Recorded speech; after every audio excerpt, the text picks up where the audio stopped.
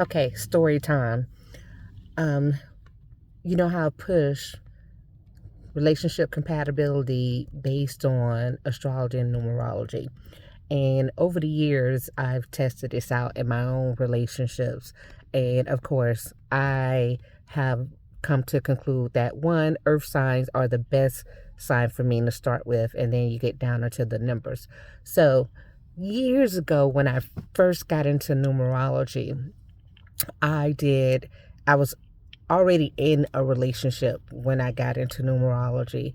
And so I wanted to get into the aspects of how successful that relationship would be for the time that it would be, because I already had the psychic thought that the relationship wasn't going to be permanent.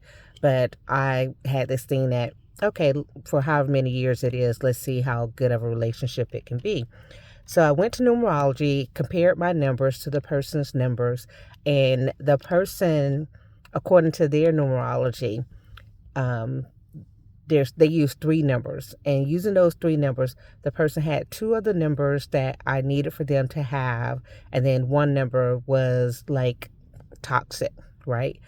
And then they, of course, was in line with my astrology from the standpoint of the sign, the sun sign that would be compatible with me. That's before I knew about the rising sign being more important for relationship stability. So I said, okay. And this person was a Scorpio sun. So I was like, ooh, okay, well, I'm a water sign, they're a water sign. That could be good. They have one number that's off. Okay, so if we can work past that, I can at least, I used to have this thing where I would say, if I can get 10 good years out the relationship, I would be okay with that. I got 6 years out of that relationship. But mind you, I already knew it wasn't going to last. So when I went back later after the relationship was over and I used the information that I know today, their astrology plus the detailed numerology that this other book that I read did not discuss.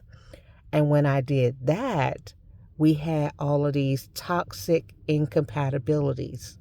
And I was like, oh my God. So, and mind you, out of all of my relationships, this was the person that I felt the most connected to in the relationship, as far as like actually feeling like I love this person. This was that person. And so when I look at the different numbers, I can understand why I felt the sense of love, because in the places in my chart where I needed home, our numbers were vibrating well. So that gave me a sense of comfort because those numbers were vibrating well. But in our stability and our maturity numbers, no, which meant that we were not able to grow together, because that's the problem with relationships. People look at the first part and say, oh my God, we're the same sign or we're similar signs, yay. But then they don't think about the fact that a relationship has to endure many years. And so you have to look at things like the maturity number. What kind of energy are you going to be in when you're older? That person may not fit with who you are. So go back to the fact that I mentioned that this person was a Scorpio. Part of their maturity number was an 8. And that just so happened to be incompatible with me at different stages in my life. Because the 8 1 is about money and control, and that person also had ones in their charts about independence and leadership, which was great financially. However, I can't be tamed, I can't be controlled. But this person had 8 as a karmic number, and as a karmic number, it meant that they were capable of doing some deceitful things, breaking the law per se. And this person actually did some underhanded things in order to get money. And that I discovered that this person was doing these underhanded things in order to get money and stuff, which, you know, was not going to sit well with me because that's not who I am. So if I was a different kind of person, that wouldn't have been a problem. But for me, I have a lot of altruistic numbers in my chart, which means I'm about fairness and what's right. And, let's not obtain wealth by ill gain, right? Let's not do it the incorrect way. I benefited from some of the wealth that the person had obtained without knowing fully where they got all of their things, their resources from, right? Because they had a good job, but they also had another way that they were getting resources. And I discovered that, right? So I always knew something was exactly not going to be right with the person, but I did have a really good time in that relationship. I got to travel to places I had never been to.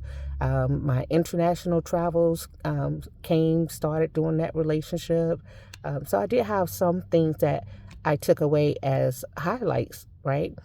The person was overall decent, not like a mean person or anything, not like a person you have to worry about attacking you or any of that kind of stuff, unlike other people.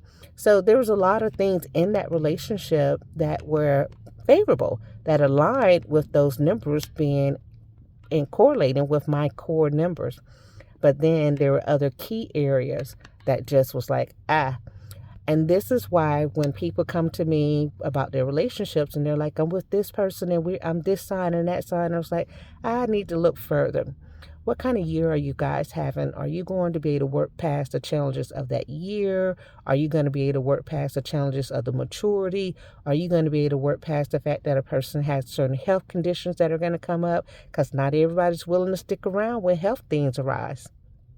Okay, so that's a long way of saying this is why I use the combination of astrology and numerology to help my clients better prepare in their relationships. All right, bye.